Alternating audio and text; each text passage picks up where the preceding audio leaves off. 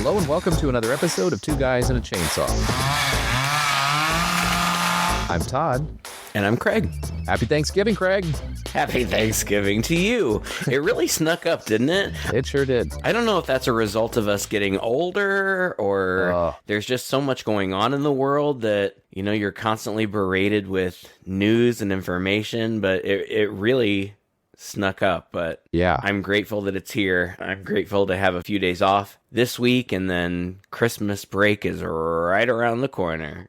Really, that's what's really sneaking up is Christmas. I mean, Thanksgiving is the harbinger of that, but I'm recording this from a Airbnb in Thailand. I'm in a different place now than I was a few months ago. I tell you, I'm feeling like 180 degrees in the opposite direction. Just energized, really happy. Well, I'm glad to hear it. So I'm very thankful. I'm glad we're celebrating Thanksgiving. And where I was actually kind of going with that was one thing that surprised me being here is there is freaking Christmas decorations everywhere. Oh, it's in a shopping mall. There's a big display. There are kids playing in fake snow down in the lobby of the condo I'm staying in right now. There's a Christmas tree and Merry Christmas shit on the walls. I'm like, is it that time already? No, it's nuts. Here in the States, too. I don't know what it's because of. I have some theories, but the day after Halloween was over, I was walking the dog and Christmas trees, Christmas lights. It used to be that people waited until the day after Thanksgiving, but that's just not the case anymore. We just, right. Around here anyway, in the Midwest, people go right from Halloween to Christmas, and it's wild. Crazy. We haven't jumped on that train yet. We probably will at some point because Christmas is Alan's favorite. You know, if it were up to him, we would just celebrate Christmas all the year round. But even he is like, no, we have to at least wait until after Thanksgiving's over. Well, that's nice. Yeah, it's wild. It is wild. Yeah, people are already in the mood. One of my theories, I don't mind saying it, is I think that there's a lot of ugly and sad and scary things going on in the world, and Christmas makes people happy. You know, the Christmas tree, the lights, the decorations, it makes people happy. We just want to get to it sooner. Yeah, well, not even necessarily get to it sooner, but it gives them some respite from the ugliness of the world. And if people want to keep your Christmas tree up all year round if it makes you happy. Like, yeah. I'm certainly not going to judge. We all have to find things that make us happy. Indeed we do. Thanksgiving. Oh, boy. Thanksgiving. So, happy Thanksgiving, Craig. I'm trying to get to it too. I don't know why I'm trying to get to it so quickly because I feel like we could talk about this movie in 5 minutes. 5 minutes. It will not. This might be our shortest episode ever. We've said it before, but it might actually be the case this time. We've been doing Thanksgiving films for 15 years or however long we've been doing this. Not quite. 10, 11. I'm sorry. I was going to say this year it just it almost got away from us. You've been very busy. I've had things going on. We've had things planned and we've had to, you know, kind of move the schedule around several times. And Thanksgiving just never came up. And I feel like you texted me a couple days ago and you were like, oh, the movie we thought we were going to do, we're not ready to do yet. What should we do? And I suggested something, but then I was like, wait, should we do a Thanksgiving movie? And you said Thankskilling. And I feel like you've been bringing this up for years. It's just on our list.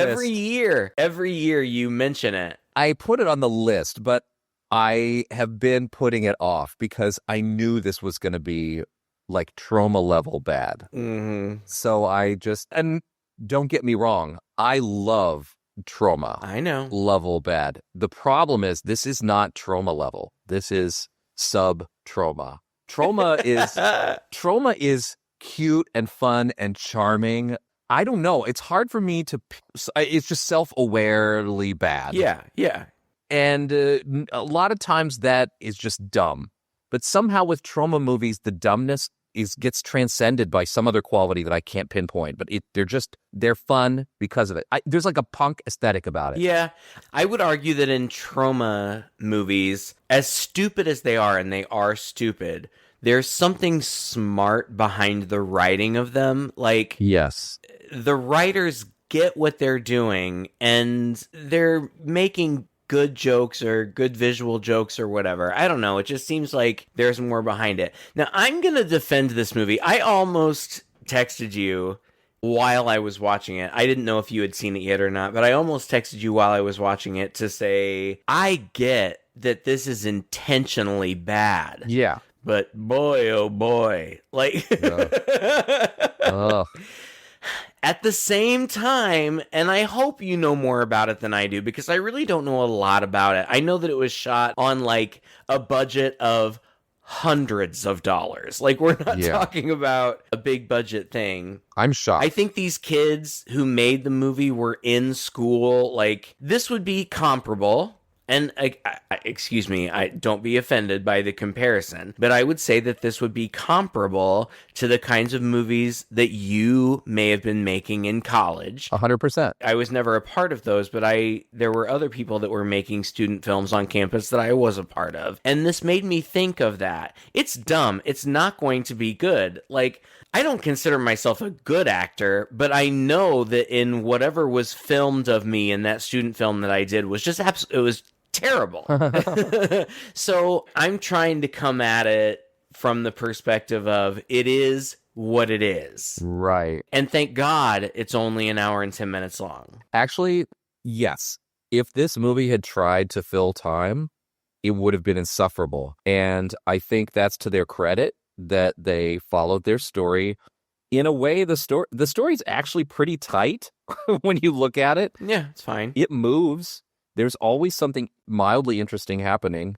In fact, part of the problem is maybe it moves too quickly. It's quite jumpy at moments. But again, like you say, they are not just self-aware, but they set out to be like, let's make a really dumb, really bad movie with bad jokes and bad acting and call it parody. Sometimes that works, and sometimes you're trying too hard. And I think I'm not going to go so far as to say that this fails, but I would say it's riding the line for me. It's really riding the line between, oh, okay, guys, come on. And, this is kind of funny. I dig that. I see what they're going for. I mean, I'm not going to like guffaw at it, but it's cute. It's stupid. And it came out in 2008. I don't know what audience they were targeting. Probably their friends. Yeah. And you know what I mean? Fun themselves. Yeah, I mean, just having a good time. And I can appreciate that. I didn't particularly enjoy it, but I am an old man. So my review of it is skewed, if nothing else. But I did appreciate the ambition. Yeah. To throw that word around loosely. I don't think that they were super ambitious, but they wanted to do something, and they did it. And good for you, right? Honestly, I didn't hate it. I really didn't, because I could appreciate it. I could see this looks like some people having a good time doing something fun, and it's fun and stupid, and it doesn't take itself seriously at all, and it's not trying to get me to take it seriously at all. Yeah. It's just a dumb, stupid thing, and that's fine. To be honest, that maybe saves it. Yeah. Is that it doesn't demand a lot from us. No. And I think that helps. Like, it helps a lot. I was not taxed watching this movie like I have been, for some dumb movies that we watch. I'm quite taxed. I'm like, oh God, these people want me to take it seriously. What's going on here? Well, it's funny because it would be probably a really funny 60-second SNL sketch. Right. This ridiculous puppet killer turkey on Thanksgiving attacking people celebrating Thanksgiving. The concept is funny. Yeah. But there's a reason that those sketches are, 3 minutes, 4 minutes long. Yeah. It's rare. It's not impossible, but it's rare that you can stretch out that material into a full feature. Well, and this, arguably, I would say that this really is a series of sketches, basically, with a killer turkey in it. And there's a through line, but it's all about the jokes and the absurdity. And dropping funny lines. Funny lines that, arguably, I found very funny. But I don't need an hour of it. Now that I'm thinking about it, now that you kind of mentioned that, I think what saves the movie and kept it from being totally insufferable was that they didn't try to do the same thing over and over and over again. Yeah. The first time the turkey kills somebody, it's quite ridiculous and surprising that somehow there's an axe involved or a hatchet or whatever. Like, Yeah. what? Like, the movie literally opens with a close-up on a nipple and the bouncing boobs. I know, and I thought you were going to be a huge fan of this movie. I'm like, oh, great. It's going to be a Todd movie. I was a huge fan of the first 5 minutes. It's so funny because it opens up with text that says the year is 1621, the olden days, moments after the very first Thanksgiving. And then it's just a full screen of tits, and it pulls out so that you see that it's pilgrim tits. There's no explanation for why her tits are out. Right. Like, it's just not at all. like as though the pilgrims just went to Thanksgiving dinner with their tits out, but she's running through the woods. Oh man. What I was going to ask you was if you knew anything about this woman. I think her name is Wanda Lust. I Is that her name? love how you assume, not without reason, that I might know something about a porn actress. No, I have never heard of this woman. I've been to 2008. Where was I in 2008? I was quite busy in Kirksville putting a building together, I guess. But, I'm sure she had been in the business for a while since then. I assume she was one of these internet porn actresses. I don't think she was one of these who was in movies that, Well, they cast her off Craigslist. So Yeah, and she was the only paid person in this, right? Oh, I don't know. Yeah, she was the only person who was actually paid, which is ironic on like two different levels, because the only person paid in this movie was a porn actress whose mostly her boobs, are in it for the first 5 minutes.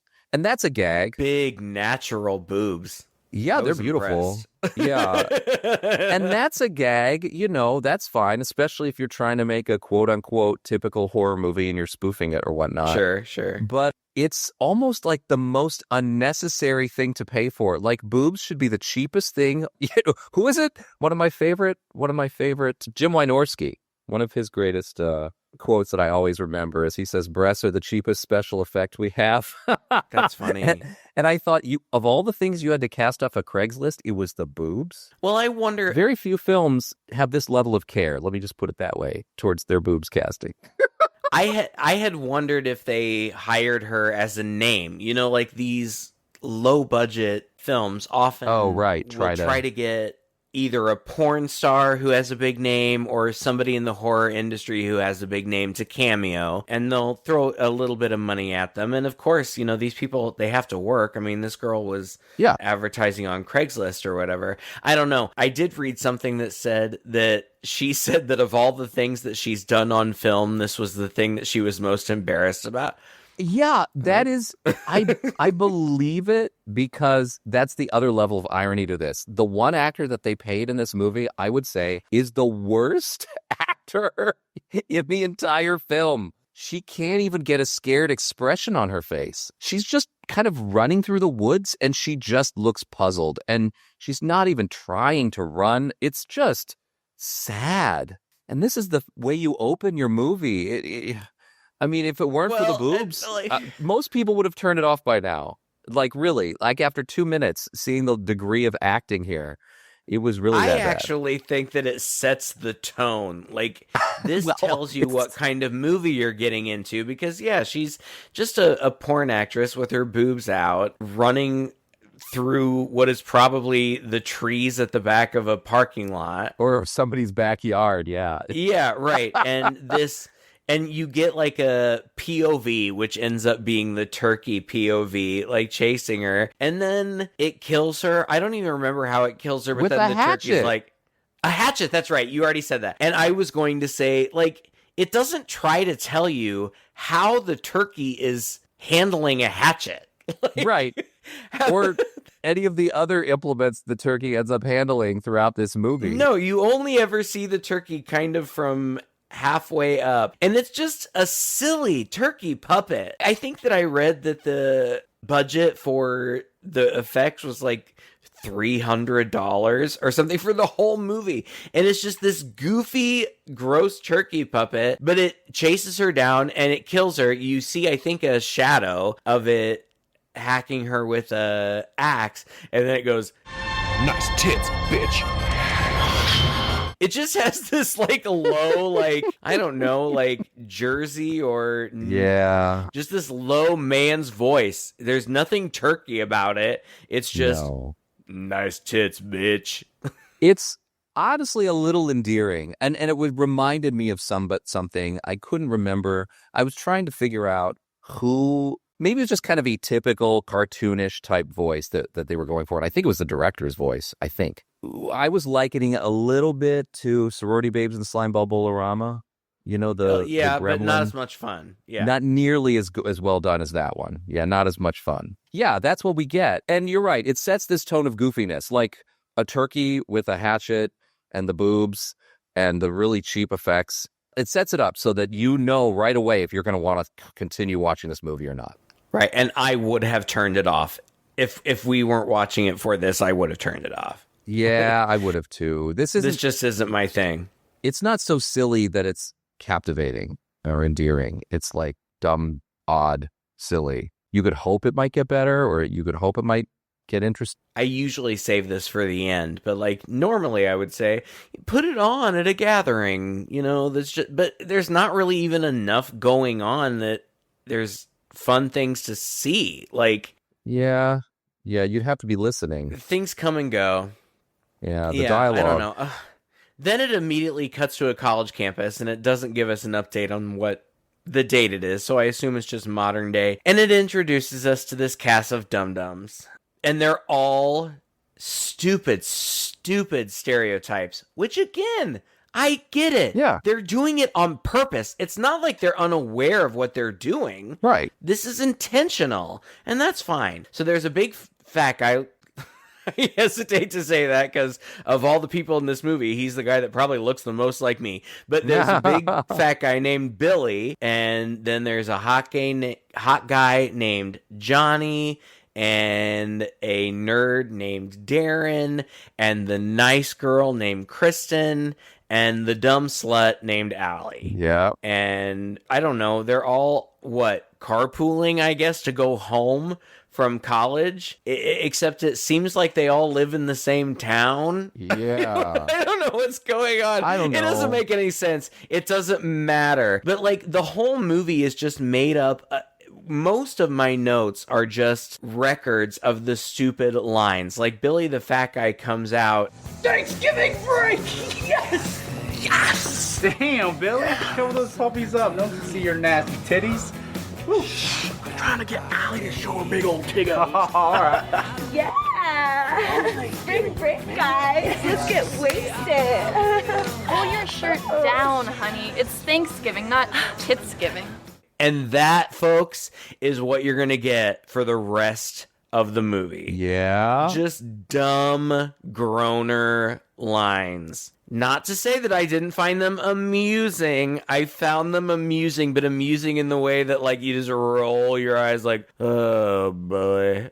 Well, and the problem is it's amusing in the way that it knows it's dumb, you know? So it's like, hey, guys, laugh at this line that we wrote that is so stupid that we know you're going to laugh at it because it's stupid and a groaner. Yeah. There's not a lot of earnestness behind it. It's just, that's kind of what it is.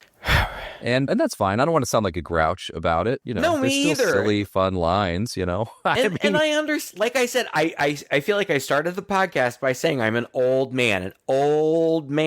There's certainly an audience for this, and that's why I don't want to poo-poo it too much, because if you find this hilarious and you can sit around with your friends and laugh at this, kudos. I love that. Like, I know that there's an audience for it, and there may have even been some time in my life where I would have been just tickled pink, but it's not now. I mean, dare I say that maybe this movie was a little ahead of its time for like a flash, and then it very quickly became behind its time to the point where now we watch it and we're like, I can see what they're trying to do here, but there's so much that has done this so much more successfully, way better, even working with a really low budget and bad acting. You remember, you remember things way better than I do. What was that movie that was super low budget, and Scream claimed that they stole their idea, and they kept throwing cats. Yeah, it's don't look in the woods, or don't look now. Something like that. This reminds me of that. I mean, it really looks like this movie seems like they were having a good time making it, and I celebrate that. And the fact that there's an audience for it and that there are people who like it, I love that. I absolutely love it. It's not something that I would choose, but taste is taste. It's subjective. Yeah. And I wouldn't even, like, if somebody was like, oh, I love this movie, I wouldn't say, oh, well, then you're a big dum-dum because it's stupid. No, I'd be like, that's great. I'm glad you like it. I see what they were trying to do. I'm glad you could find the humor in it. I'm a big stick in the mud. Yeah. Speaking of big sticks in the mud, there's a totem. Which is unexplained. Doesn't need to be, I suppose. Doesn't matter. They got it at the dollar store, I'm sure. They just needed something to revive. And I actually thought this was maybe one of my favorite jokes in the movie, that they just have this random, like, literally like a miniature totem pole stuck into the ground, which has been there since 1600 something, so it's a couple hundred years old and looks like it was freshly painted at the factory yesterday. Yeah. And a dog, a collie, whose name I thought was Lassie, but it just rhymes with Lassie, pees on it and wakes up the turkey. And I was amused by that, because that's one of my favorite parts of Nightmare on Elm Street 4, when the dog pees on Freddy's grave. Yeah. And it brings him back to life. But anyway, so the turkey wakes up, kills the dog. It does. And it kills the dog with what did it kill it with? It wasn't its beak. I don't remember. I don't know. Anyway, and there's this old man in the woods, and the woods, all the trees are planted in lines, so you know that this woods is just like a park somewhere. Right. He goes to the dog, looks up at the sky. Why? And now he's our man. I don't even know what his name is. I just called him Scraggly Guy with a rifle. Yeah, Hillbilly. Yeah, that's what I called him. He's our hillbilly, and so his role in the movie is the typical, now he's going to hunt. Yeah, that guy in that movie. Yeah. Mm-hmm. There's always a guy like this in a movie where the turkey killed his beloved dog, and so now he's out hunting the turkey. Right, That's his life goal. And then he runs into the kids. That's kind of what happens. So the kids, meanwhile, on the drive, the truck starts smoking, and they're stuck by the side of the road. And good thing they had a whole bunch of tents in back there. Yeah. I didn't know they were planning on camping, but they end up deciding, well, why don't we just camp? Because it's too late to fix the car, which apparently they're able to fix on their own without help. They just needed to wait till morning to do it, I guess. I guess. Nobody else drives by on this road. Anyway, so they decide to camp in the woods. And in the woods, Darren tells this story about... Is it before or after? No, this is when he tells the story. I can't remember why he's motivated to tell the story. Is it because the old man jumps in there? No, as they're walking to where they're going to set up their camp, he trips over something and it ends up being a sign, like, oh, yes, welcome to Crawberg or something like that. That's right. You skipped, it's so unimportant, but I want to bring it up really quick. We get a little interstitial scene where there's a sheriff who appears to be wearing like two false eyelashes on his lip that to look like a mustache. But so his wife serves him coffee and he just says, "This coffee tastes like shit." And she's oh my God. That's because I took a dump in it. And it shows the coffee pot with turds in it. And this scene is completely inconsequential. It means nothing. We never see this woman again. But just the camera showing us turds in the bottom of the coffee that he... Oh my God. That's the kind of movie that you're getting into. Yeah, and she's like, "I want a divorce." He's like, "Okay." She leaves and we don't see her again. Oh, the Crawberg story. Oh, God. I didn't write it all down. But basically, there was a really, really powerful, but really mean pilgrim who was taking women. And the whole story is told with this, it looks like flash animation from the early ages of the internet, done up with these cartoons that they reminded me of something. They reminded me of the covers of the Jerky Boys CDs. I don't know if you remember those. Or Green Jelly. or Green Jello, that band Green Jello, which later had to change their name to Green Jelly. It's that same art style. It's a kind of pop art style that looks like a graffiti as well. Anyway, it's like they took that and made them into flash images. And at the end of the day, there's an Indian, Native American Indian, who's very angry, this guy. And so he curses him, and he curses a turkey and decides that he's going to curse all white men through this turkey. And so the turkey goes around and destroys all pilgrims. It's really almost tastelessly illustrated, but yeah, I don't have much. I don't have much to say about it. I didn't really even catch it all, to be honest with you, like what the significance of this Indian guy and this I other kind guy of was. enjoyed the animation just because it was it's kind of a goofy. break from what we had been seeing, and I do like animated sequences. Well, good for them. Yeah, I like animated sequences. You know, they did throw a few things like this in there. Yeah, animated sequence. there's a That's kind of couple. fun. Yeah. Yeah, but the Feather Cloud, the Indian, was wronged not only just by somebody, but it happens to be Billy, the hot guy's ancestor. We should also mention that I think that these people are supposed to be in high school, but they are well into their 20s at least. The guy Darren, Johnny's the the guy hot that played guy. Johnny, I don't know. Yeah. Yeah, that's right. Billy's I think the- I kept the fact. Oh, okay, right. I think it was Johnny's ancestor. I don't know. It doesn't matter. Yeah. But like Darren his hairline looks like mine.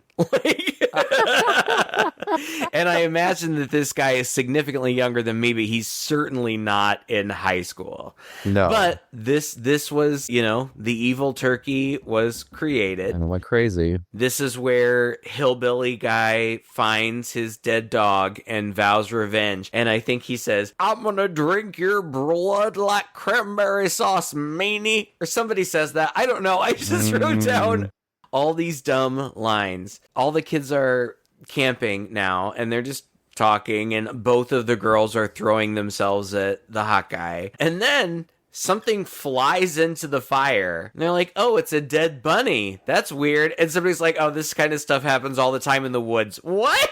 Like, what are you talking about? Oh, boy. it's But a nothing stuff- really comes of it. No, Darren looks at it and is like, "That's just not a buddy. That's clearly been pecked away at by a turkey bee." Disemboweled, yeah. They stay there through the night, and the next morning, Billy wakes up and the hillbilly is standing over him, and he's like, "That turkey tried to kill you in the night. Look, there's turkey poop on your sleeping bag."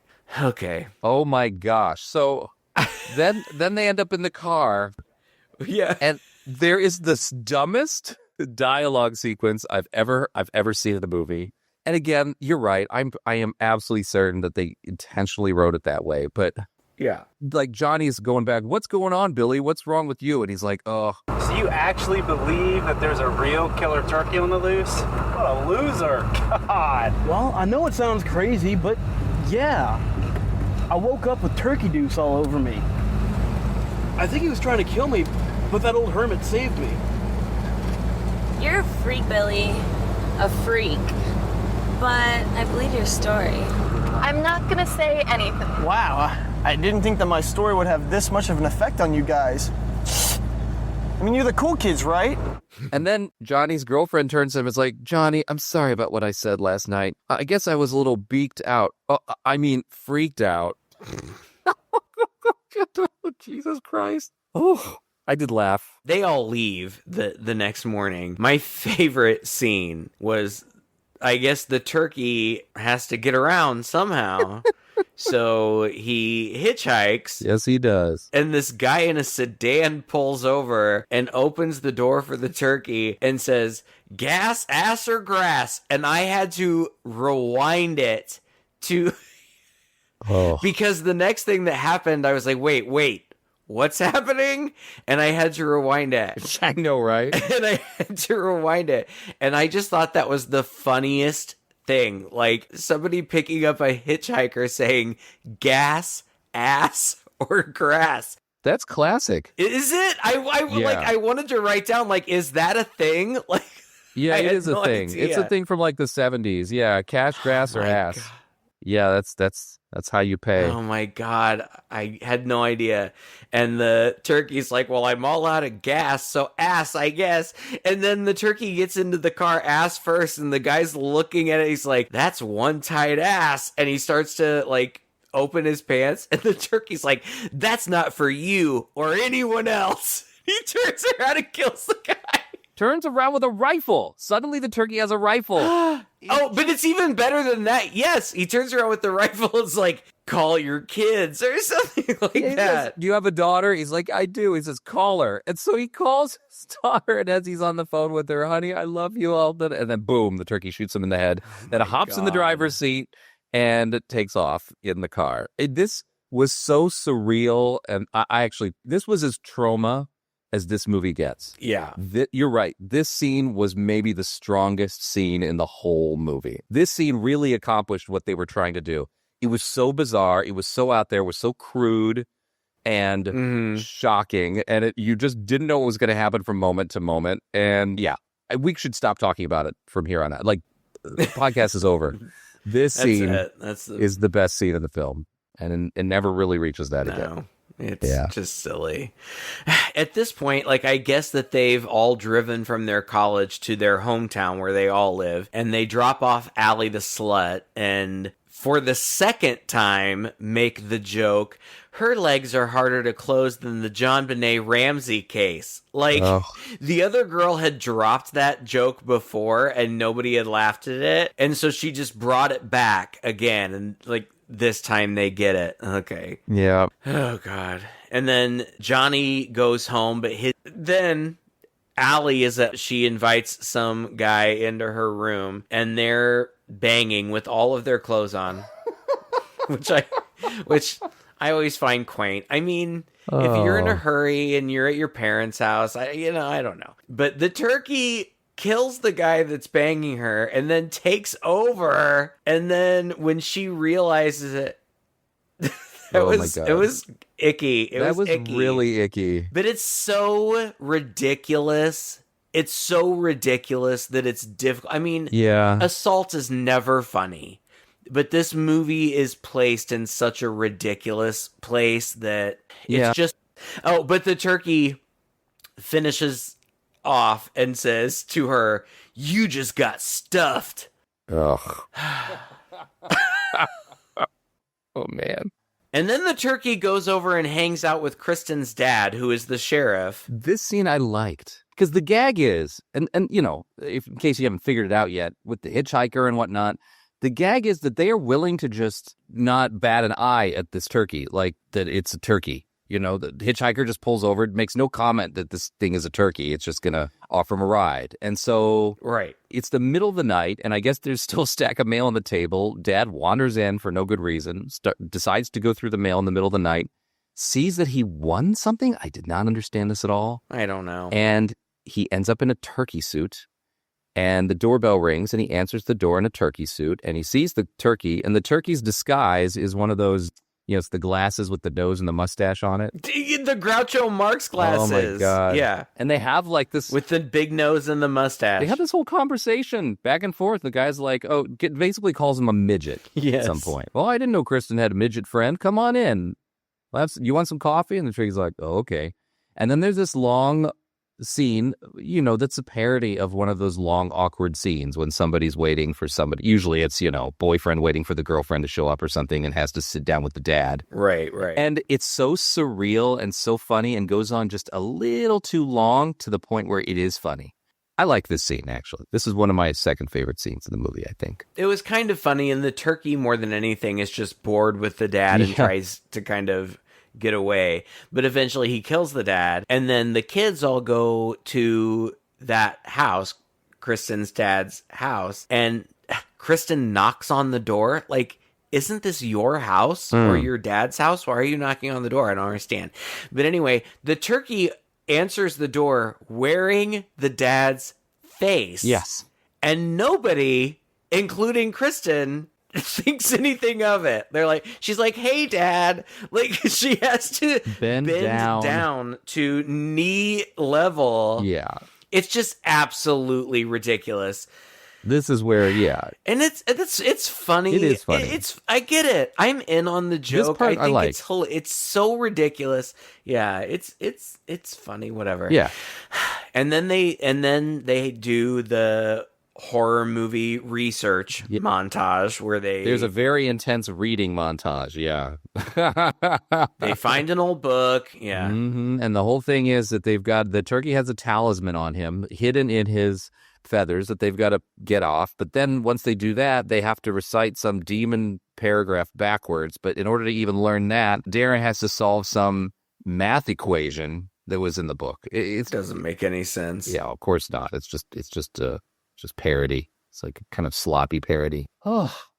And then the turkey shows up. Yeah, like usually they would have to translate something from Latin. Yeah. But at some point in this book, it changes from English to mathematical equations. Yeah, to calculus. Like, I can crack it. English to calculus. Yeah, stupid. Yeah. So, the turkey shows up and, I don't know, Billy puts him in a headlock. Then they kind of wrestle with it and somebody ends up managing to yank. Isn't this where they end up managing to yank the They get talisman the talisman off? And then the turkey's like, I'm out of here, bitches. And it runs off. The turkey just always does that. And Johnny and Kristen have a heart-to-heart that doesn't make any difference. Yeah. And then Darren cracks the math code, which tells them that they have to burn the turkey at the stake. But Billy is the heavyset one, is so hungry that he just has to like leave and wander around until the turkey tempts him with like an animated turkey.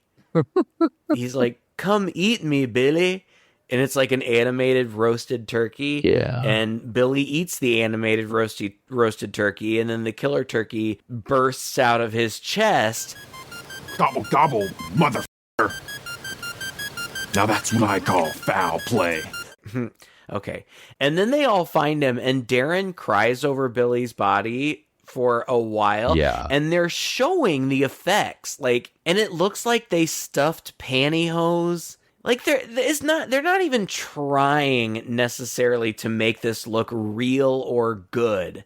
That's not the point. Mm-hmm. The point is to be silly and stupid. But Darren cries over Billy. It's not even that bad, Billy. I am one of the cool kids because of you. Because of you, I'm one of the cool kids. You're my best friend. We've been through good and bad times. Good and bad times together, Billy. It's not going to end like this. There's going to be many more good times. And we're not going to let there be a lot of bad times. You're my best friend. I'm gonna fucking kill that goddamn turkey. I swear to fucking God. And there's an entire original song about how they're best friends, and he's so sad that the turkey killed him. Yeah. At this point, the movie's almost over, and I'm like, thank God. Yeah. But I found that amusing. Yeah. I found the dreamy musical montage amusing. Yeah, that was amusing. And now the turkey is making a tossed salad in its tent. Why? Yeah, it's tossing a salad. Tossing a salad, yeah. And then I love salad. They break into the tent and they read a prayer. Well, this is hilarious too, because the kids, for some reason, they know that he lives in a teepee in the park, and they go and they drive up right next to it, and it's about maybe 3 feet tall.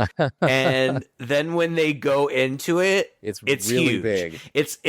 It's like one of those tents out of Harry Potter, where it's a little tiny on the outside, and then you go inside and it's like palatial. It's hilarious. Yeah. I found that very funny. That's true. And then they read the prayer, and the turkey's like, yeah. And then Darren says, now he's lost his invincibility power. This was written by a 12-year-old. and then the turkey's like, no way, I'm getting out of here. And then he runs out between them, but outside is the hillbilly man with the rifle. Says, not this time, asshole. Shoots the turkey, and as he shoots it, the turkey flies into what he calls a dumpster, but it's really just a big trash can. And they're like, oh, wait, we were supposed to kill it by burning it. Who knows what this will do? And they walk over to it, and they look in. They're like, well, it surely is dead. And Darren's like, well, why don't we go off and watch a movie? That sounds like fun. Yeah. So they go back to... Let's go back to Kristen's house and watch a movie.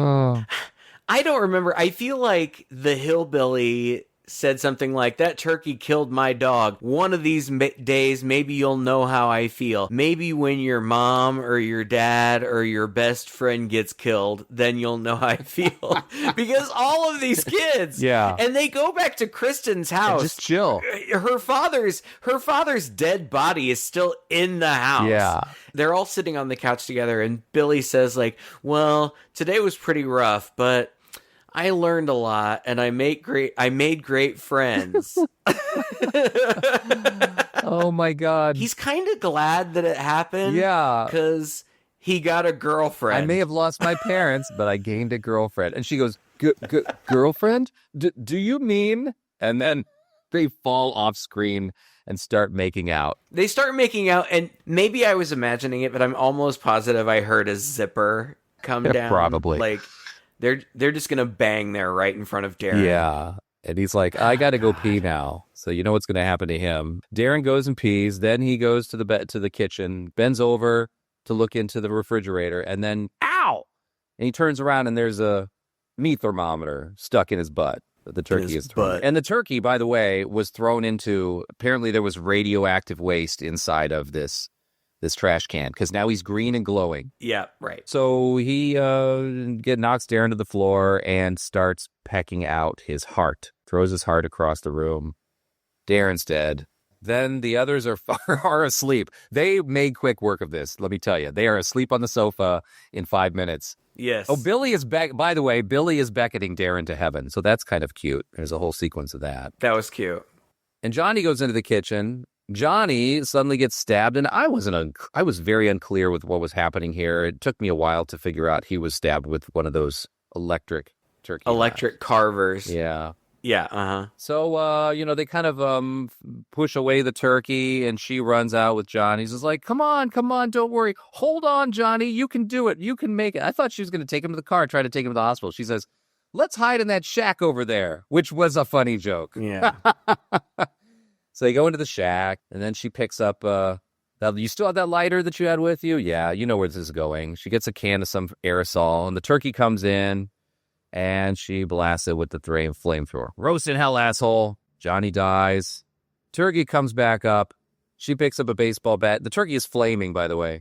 Peck on someone your own size, and hits him out of the shed and straight into a random pile of sticks set up like a pyre that you would burn a witch on. Yeah, right. That happens to be out in the middle of the yard. And he burns up and he says, I'll come back. I'll kill you all. Then it cuts to a family Thanksgiving dinner scene with a roast turkey on the table. And it's very nice. And they're, all thankful and everything. These are people we don't know. Yeah, it's just some random. And then the roast turkey jumps up and starts running around and they all scream.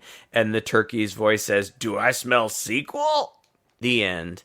And there is a sequel, which they called Thankskilling 3, which I think is really clever. Yeah. I think that's funny. Like Thankskilling 2 was lost or something. I don't know. Yeah. Yeah. Ultimately, I feel like I'm in on the joke. I get it. I get what they were going for. It's really not my cup of tea. Yeah. But I don't want to be overly critical about it, because how can you criticize something for doing what I really honestly believe it set out to do? Yeah. Just because it's not my cup of tea doesn't mean that there's not going to be an audience for it. I think that there is an audience for it. I think that there are people who will genuinely really have a good time watching this. I can only imagine that this is the type of thing that would be best enjoyed with friends, so that you could laugh together and goof around together. And there's no part of this movie that you have to concern yourself with missing. Yeah.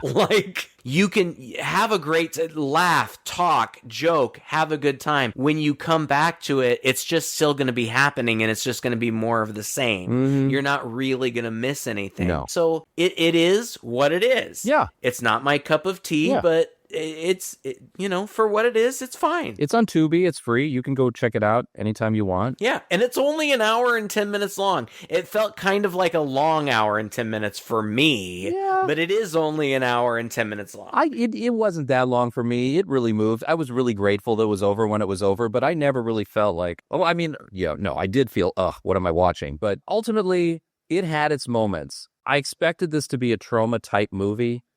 And like I said, there are 2 or 3 spots in here where it reaches that level of trauma, like brilliance. It somehow gets that secret sauce right for a few scenes. And so, good for them for managing to do that for this, shot on video thing that a bunch of friends got together and do, which you're absolutely right, is exactly like what I did in college, and it looks like it, and it feels like it. Yeah, it does. Uh-huh. So that's fun. And, we've talked about this before. We like the earnestness of these kind of movies, too. Absolutely. We love it, and you know what? I think as we go into the age of AI, where anyone can just type shit in and you get something that looks amazing but is probably going to be soulless. Right. It's going to be its own thing. It's going to be its own aesthetic. I have a feeling we're going to gravitate towards this kind of stuff more and more. Yeah. This stuff that was clearly put together by real people who had ideas, and maybe that wasn't the most polished, and maybe it was a little off, and maybe it just has a very limited audience and doesn't really connect with the mass population. I think this kind of movie is going to be valued and treasured a lot more as the decades go on. So, yeah. And clearly, it must be making some money for these guys. It must be. Well, and it's gimmicky. Gimmicks are smart. That works. Yeah, really. When people are looking for Thanksgiving horror movies, they are going to come across Thankskilling. Yeah, because there aren't many out there. It's smart. And it's well named. Right. And it's goofy. Yeah. And I would buy this puppet. If this puppet was sold in a store, I would actually buy it. I think it's cool. It's funny. Yeah. Mm-hmm. Well, happy Thanksgiving to you guys. As we always say this time of year, we are so grateful for all of you for continuing to tune into us after these 10 years. I think, did we just miss our 10-year anniversary? Did we just breeze right through it? Yeah, we did, for sure. Man. Yeah, I think it was in October. It was, but might have even been September. But that's cool. We tend to go to the episode count anyway, and we're fast approaching 500, so we've got something to celebrate. Wow. We just celebrate the fact that you guys are out there listening to us, and that you give us feedback, and that you reach out to us wherever we are online. Whether it's at our website or whether it's on Facebook or YouTube. We even get messages through Instagram. It's really quite cool. We love that. We also love our patrons who are so supportive of us, who actually give us money and chat with us behind the scenes. We really have a nice little family that we've cultivated through this podcast, and we're really grateful. It's just like watching a Thanksgiving horror movie with you guys is like visiting with family in our own little way, with our own little family, our horror family. Yeah. Oh, and by the way, we're coming up on Christmas time. That means 4 weeks, and there are a hell of a lot more holiday-themed horror movies than there are Thanksgiving. So that's true. It is not too late, because we haven't even started yet. No. It is not too late for you to start assembling a list for us. So let us know what you'd like to hear, and we will assemble a cool slate of films for you coming up in December. Until next time, I'm Todd.